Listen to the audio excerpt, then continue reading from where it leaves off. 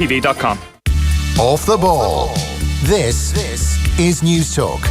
You're very welcome back. So if you've been living under a rock all day, Jose Mourinho has been sacked as Manchester United manager. We would love to hear your opinions on who should succeed him at Manchester United. You can text us using the number 53106. It'll cost you 30 cents per message. You can also tweet us at Off the Ball or comment on the stream if you're watching on Facebook or on YouTube. And I'm delighted to say that Andy Mitten of United We Stand joins us this evening. Good evening to you, Andy.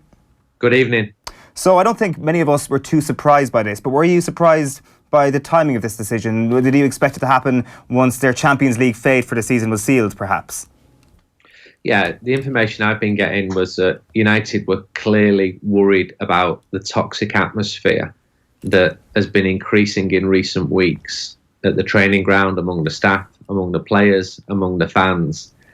But I never heard anything to say that he would be sacked before it became mathematically impossible that he went for... United didn't qualify for next season's Champions League, and United are in the last 16 against PSG. So it was a little bit surprising, but the mood's definitely changed in the last 3 or 4 days. I was told on Friday Mourinho's definitely going and Pogba's definitely going, and I didn't quite know what to do with that piece of information because it was from a good source, and I wrote a piece yesterday which was basically about the likelihood of those two things happening.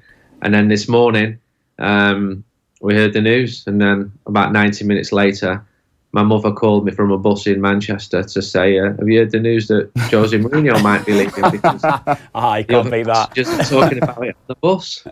I mean, did she think that I wouldn't know? It's my full-time job. Talk to us about that bit of information. So you heard that Pogba was out and Jose was out. So is Pogba still out? Well, no, because he's contracted to Manchester United, but there's a problem with him. And when he put that message out today, you saw the backlash from Manchester United fans. Just as I long wanted Jose Mourinho to turn things round, even when it was clear he was failing, I would love to see Paul Pogba become a success at Manchester United. But the fact is, he wants to leave the club. When you look at his Twitter biography, he doesn't mention that he plays for Manchester United. These are not good signs. Now, clearly his relationship with Jose Mourinho has been a bad one. There's been several incidents this year where those two have been at loggerheads. And Kevin's played, having an argument with your manager or other teammates, it isn't isolated. These things can happen. But Mourinho and Pogba did not have a good relationship. That was clear to see. And these are the two most important people at the club. You've got the manager and the person who, in theory, should be the best player. The person who Manchester United went to when he wanted to join Real Madrid, which he did, and said, come here, money was never an issue, you'll be the main man here. If you go to Madrid, you'll be one of 4 or 5 players. If you come to United, you'll be more famous, your profile will be higher. Just look at these social interactions when you were linked to Manchester United compared to Real Madrid, and they got the man. And United fans were delighted when Pogba came, and delighted when Mourinho came. This was the man who 80% of United fans wanted. I was in a minority in 2016 in saying that he should not be the next Manchester United manager. I was writing that and getting hammered for it. What was your main reason for that? Yeah. Well, I'd seen him working closely in Spain. I'd seen his antics as Real Madrid manager. I also saw how Real Madrid fans really warmed to him and sang his name. And he's still very popular there. He's definitely got something in terms of his, you see this miserable man, especially this season, but he was the first Manchester United manager to grant United We Stand a fanzine, an interview since Ferguson. Come in and see us, he said. Sit down. We had as much time as we wanted with him. He was fantastic. Now, I'm not stupid. I know that he wants our readers, who tend to be the hardcore match-going fans, rather than a young kid on the internet who's always angry if United don't win 5-0. And he wanted them on side, but he didn't need to do it. And he was good. He was really good. And I said little things to him like, go and support the away, go applaud the away fans at the end of the game. And he said, well, that's not for me, that's for the players. I said, honestly, try it. And he did it a few days later at Selhurst Park. And the fans loved it, just as they loved him cupping his ears. Jose Mourinho was a failing manager this year at a failing football club, but he still gave us some great moments. Most recently when he cupped his ears in Dele Alpi to all the Juventus fans. having masterminded a quite incredible victory, because United were outplayed, but he brought on two very good substitutes and he changed the game. But these were few and far between. He was losing support. The last support was the match-going support. That went in the last month, especially after that 0-0 draw against Crystal Palace. The defeat in Valencia last week was awful. People are paying £700 or £800 euros to go to Valencia. United, dreadful, absolutely dreadful. And there's been too many of those games in 2018. Brighton away, West Ham away. As a journalist, I'm sitting in the press conference and he was defending those performances. And I'm thinking, I do not have your football knowledge, but I know what I've seen with my own eyes. This is not Manchester United. This is dreadful.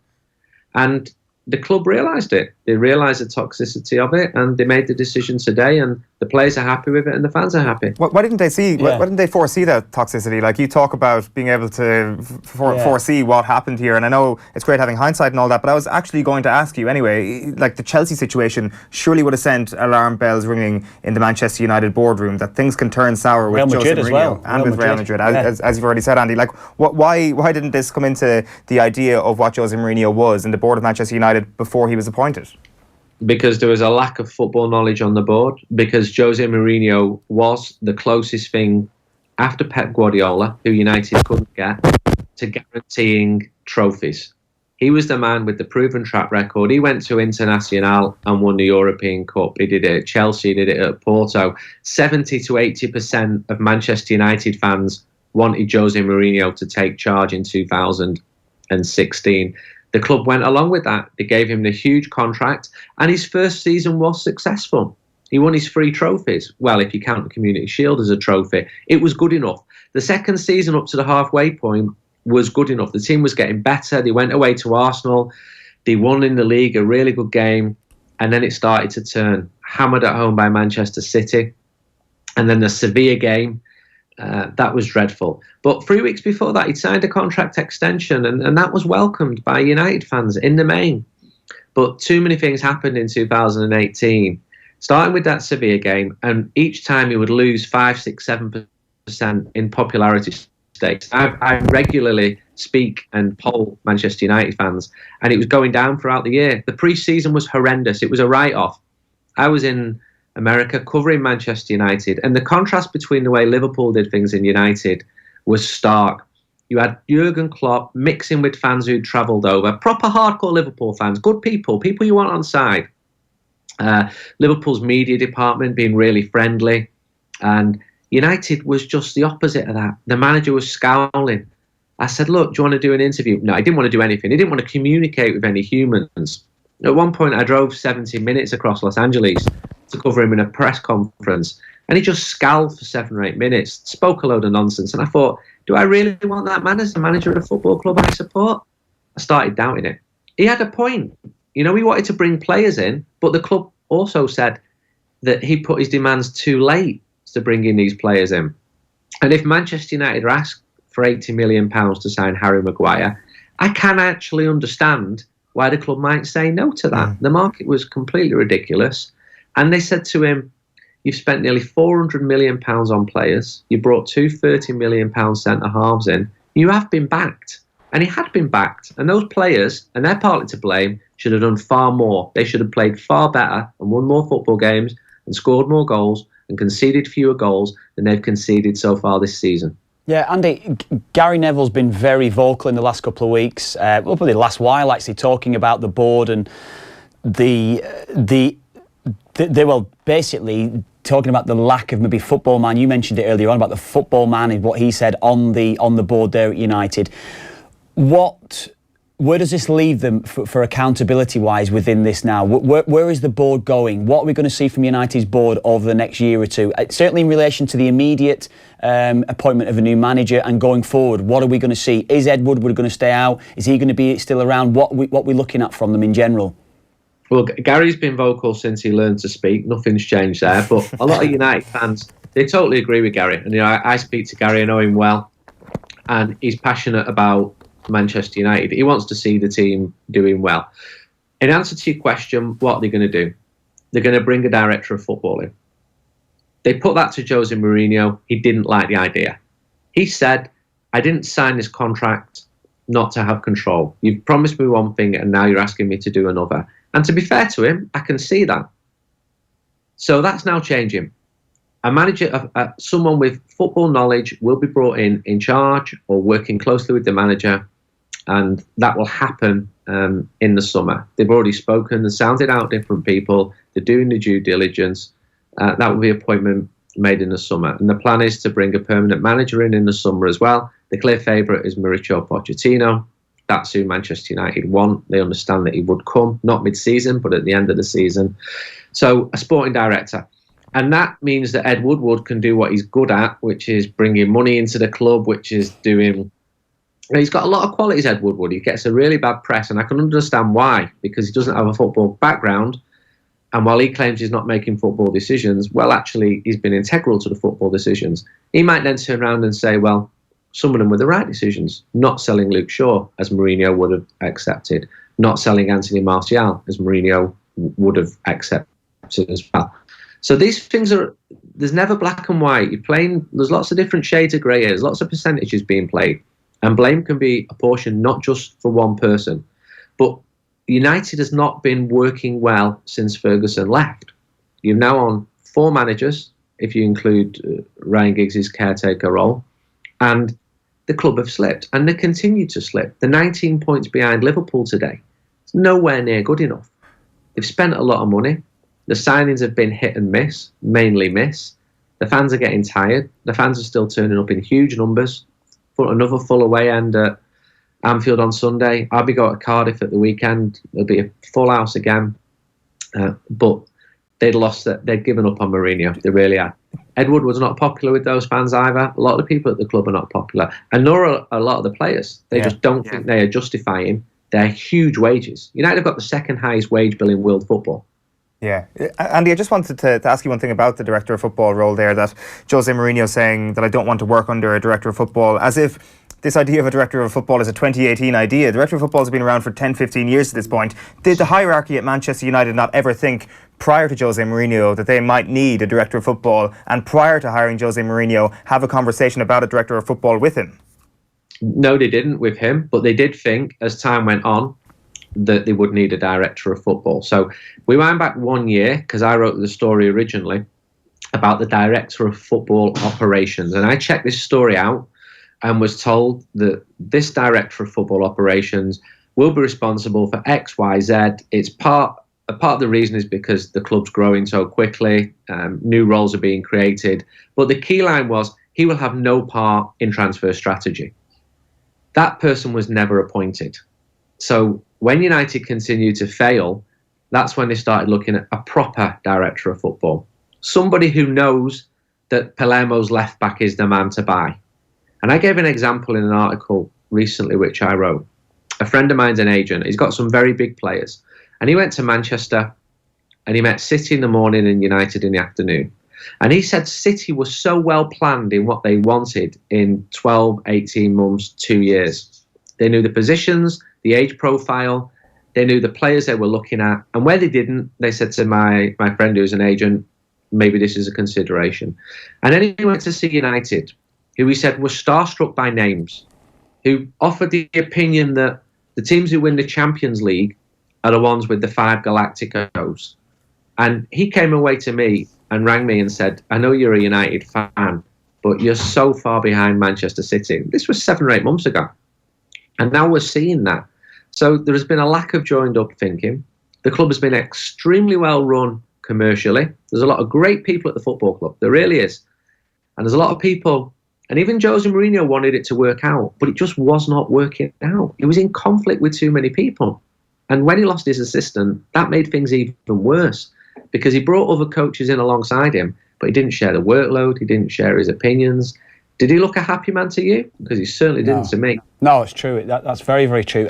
Just something else. I don't want to go too much on what Gary Neville has said at the weekend, but just something when he spoke about Andy's. Well, he spoke about the reset button is needed at United. That's it now. We need to draw a line under it all and move forward now. But can Man United fans, can the club accept that it might be 2 or 3 years before they're seriously challenging again? Maybe even more than that. That's the way that it's looking in my mind. Can they accept that? And will they accept that it might be we could be going into Liverpool territory here. What are they realistically expecting to come about over the next few seasons? I think if it goes into Liverpool territory in 26 years, you've got a massive problem there. Yeah. We've still got a bit of time left on that. This will be the 6th year without a title. And, mentioning Liverpool, it doesn't help the mood among United fans that Liverpool are so good, that Manchester City are so good. They're the two main rivals. Liverpool and Manchester United are the two most similar clubs in British football. When Gary says reset, how far do you take the reset? Do you sack the guy on the turnstiles? There's 900 people who work at that club. The commercial side of the club is actually very successful, but there are problems. The stadium needs development. The Glazers are not popular. They're the owners and have been since 2005. And I do have some sympathy for United in some areas. How can they possibly compete with the sovereign wealth fund of another country? When Ferguson was winning all of these trophies, and it was United and Arsenal at the start of the noughties, Chelsea with Abramovich's billions were not around. Manchester City with all their money were not around. And United get frustrated because they feel that they're a successfully run business. They bring their own money in, they spend their own money, they have debts to pay off as well. And in many ways are a model football club. I wouldn't prefer that the Glazers have been allowed their highly leveraged takeover. I don't think that should even be allowed to happen. But that's the situation what it is now.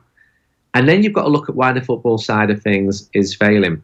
Are they being blinded by the names that I've alluded to before? Well, if you look at the players they've signed, Radamel Falcao, Angel Di Maria, Alexis Sanchez, great footballers, but they don't look great footballers within 3 months of arriving at Old Trafford. So do you blame the manager there? Do you blame their agents? Are they blinded by money? Because they're certainly getting paid top dollar when they come to the club. I think a sporting director with real power, and there's been other changes there as well. Been a huge investment into the youth system. United's youth team beat Chelsea last night. Young lad called Mason Greenwood stood out a mile. There are still a lot of positives there. But this is a setback because Jose Mourinho said to me, judge me after 3 years. That's a long, long time. You'd never get that at Barcelona or Real Madrid. But the club were patient with him. The fans were patient with him. But in the end, it ran out. And I don't think it was unreasonable for it to run out today. We should get your take, Andy, before we let you go on what's going to happen in the short term. So there's going to be an interim manager appointed probably till the end of the season before a more permanent solution is found. It sounds like Ole Gunnar Solskjaer is a realistic possibility of taking over this interim managerial role. What's your take on him as that possible interim manager, Andy? Well, we're supposed to print the next issue of United We Stand at 9 o'clock in the morning. You've had a nightmare. Good luck. I've had a nightmare. I'm absolutely exhausted. And I've already paid to have the cover printed. So I've now got this reserve option with Ole Gunnar Solskjaer, which will cost me 400 quid. And it's a big gamble. I'd have confidence putting him on the cover because he's Ole Gunnar Solskjaer. He's a legend. Maybe not in Cardiff, where United play at the weekend, but he's a massive hero in Norway and in Manchester. He would get a free pass for a few games. There will be people saying, well, he's not an experienced manager, but he's very popular. He was good at the club. He was popular as reserve team manager when he was working with the younger players. He didn't have a good time at Cardiff. I think he'd bring in a couple of coaches who he worked with at Manchester United, people I know really well, who would, again, be well respected, who David Moyes perhaps shouldn't have let go, and David's since admitted that to me, but he had his own reasons for doing that. So yeah, Ole Gunnar would be welcomed, I think, at the start with lots of question marks about him, but they would disappear if the team started winning again. I don't think it would be quite that simple. And then in the long term, what are you thinking? This time next year, who's going to be Manchester United boss? Well, I think that Pochettino will take the job if he's offered the job, which he would be. Failing Ole Gunnar Solskjaer winning the European Cup this year, which might be a bit of a stretch. And he's a climber, Pochettino. I saw him working closely at Espanyol in Barcelona. Then he moved to Southampton, and he moved to Tottenham because it's a bigger club. And Manchester United, with respect to Tottenham, is a far bigger club. It would appeal to the ego. The other guy who they should go for is Guardiola. It'd be hilarious. Just say, join a bigger club, bigger history, more successful, and come on. Are you the man you think you are? Come and manage it. You've just pissed off Tottenham and Man City fans there straight away in one hit. There you go. Pretty impressive, Andy, in like a 10-second period. Andy Mitten, thanks a million, and good luck with that deadline tonight. Thank you. It's going to be a long one. Appreciate it. Andy Mitten there of United We Stand. We will get to your texts. There's plenty of them coming in, and we'll put them to Kev right after these. Off the Ball on News Talk. Football Index is reinventing football betting. You can buy and sell the world's top players. Their Football Index reinventing football betting. Start building your portfolio today at footballindex.co.uk or download the app now. New customers only, minimum deposit and conditions apply. Gamble responsibly. 'Twas the night before Christmas and all through the house, new appliances had been installed with a click of a mouse. A fridge freezer, a dishwasher, new oven and hob, a 50-inch TV and speakers, just the job. You see, at Appliances Delivered, we always endeavour to make each festive season the best one ever. And with deliveries up to Christmas, you can count on us to get Christmas sorted without any fuss. AppliancesDelivered.ie. Christmas delivered. Leadership in Sport, Lessons for Business. A unique networking lunch hosted by me, Pat Kenny, at the Intercontinental Hotel in Dublin on Friday, January 25th.